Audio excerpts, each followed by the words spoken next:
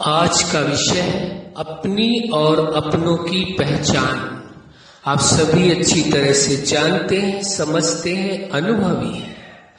संसार के हर मनुष्य को अपनी पहचान होती है और अपनों की पहचान होती है, लेकिन कभी कभी अनजाने में या किन्हीं कारणवश व्यक्ति अपनी पहचान नहीं कर पाता पूरी तरह से और अपनों की भी पहचान नहीं कर पाता।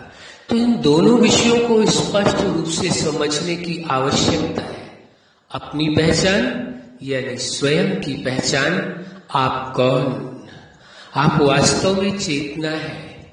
ये शरीर प्रकृति के 5 तत्वों से निर्मित है, बना हुआ है, लेकिन दोनों के मिलने से ही ये जीवन है और दोनों के अलग होने की प्रक्रिया को जीवन का समापन या मृत्यु माना जाता है।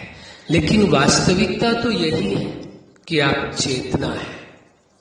केवल इतनी ही पहचान नहीं है, बल्कि मूल पहचान यह है कि आप चेतना साधारण नहीं है, विशेष है। क्यों विशेष है?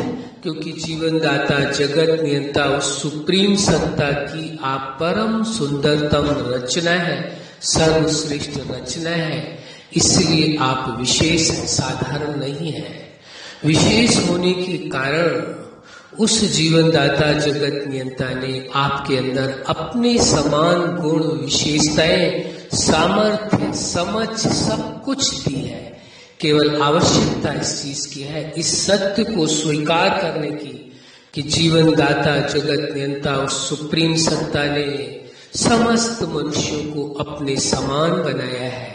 ये स्वीकार करते ही आप चेतना के अंदर मौजूद उस जीवनदाता के समान विशेषताएं अपने आप आ जाएंगी। आपको कुछ भी इस विषय में प्रयत्न करने की, पुरुषार्थ करने की या तपस्या करने की आवश्यकता नहीं होगी।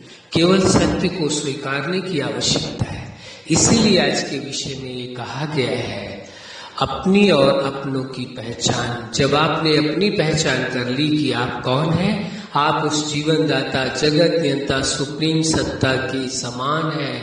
उसने अपने समान ही बनाया है, साधारण नहीं बनाया है।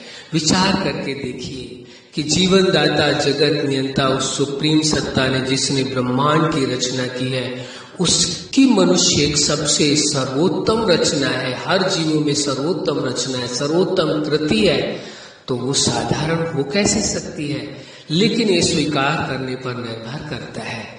यदि आपने अपने आप को स्वीकार कर लिया कि उस जीवनदाता, जगत नियंता, सुप्रीम सत्ता के समान है, तो आपको समानता की विशेषताओं का और गुणों का अनुभव होगा, एहसास होगा प्रैक्टिकल में।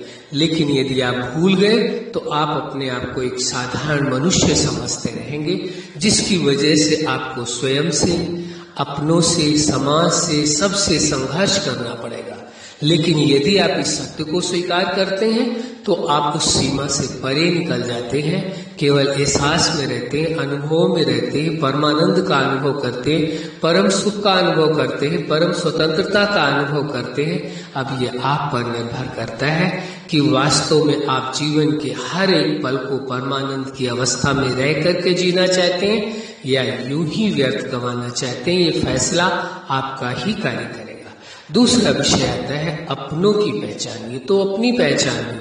दूसरा अपनों की पहचान। आप अपना किसे मानेंगे? जिसके साथ खून का रिश्ता है उसे अपना मानेंगे? किसे अपना मानेंगे? या जो आपका इष्ट मित्र है, आपको सदा कहता है मैं आपका अपना हूं, उसे अपना मानेंगे? आखिर आप अपना किसे मानेंगे? अपने की पहचान खुशियों के समय नहीं होती। अपनों की पहचान व्यक्ति को उन परिस्थितियों में होती, उन हालात में होती, उन समस्याओं के बीच में होती है जब कोई साथ में खड़ा ना हो। जो आपके साथ उन परिस्थितियों में, उन समस्याओं में और ऐसे हालात हो जहां जीवन के लिए ही क्यों खतरा हो, तभी आपको समझ लेना चाहिए कि वास्तव में जो आपके साथ ऐसी परिस्थितियों में खड़ा है वही आपका अपना है। इसलिए आज का विषय स्पष्ट है, अपनी और अपनों की पहचान। दूसरी एक बात समझने की और आवश्यकता है, जीवनदाता, जगत नियंता व सुप्रीम सत्ता वो आपका सबसे बड़ा अपना है, उसके साथ आपके सर्व संबंध है। यदि उसे आपने अपना बना करके रखा, ये एहसास किया वह आपका अपना है, तो निश्चित आप समझिए कि आपके जीवन में उसका साथ, उसकी मदद आप हर पल अनुभव करेंगे।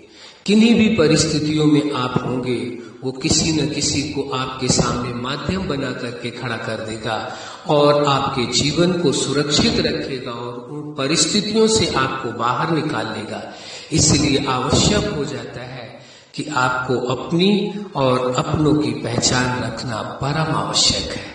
अच्छा, आप अपने जीवन के हर क्षेत्र में, हर लक्ष्य में सफल रहे। आज का विषय है अपनी और अपनों की पहचान। आपके जीवन में खुशियां हो, प्रेम हो, सुख हो, शांति हो, आनंद हो और आपके जीवन में अपनी और अपनों की यथार्थ पहचान हो, यही हमारी हार्दिक शुभकामना है। सदा खुश रहे, मुस्कुराते रहें। धन्यवाद।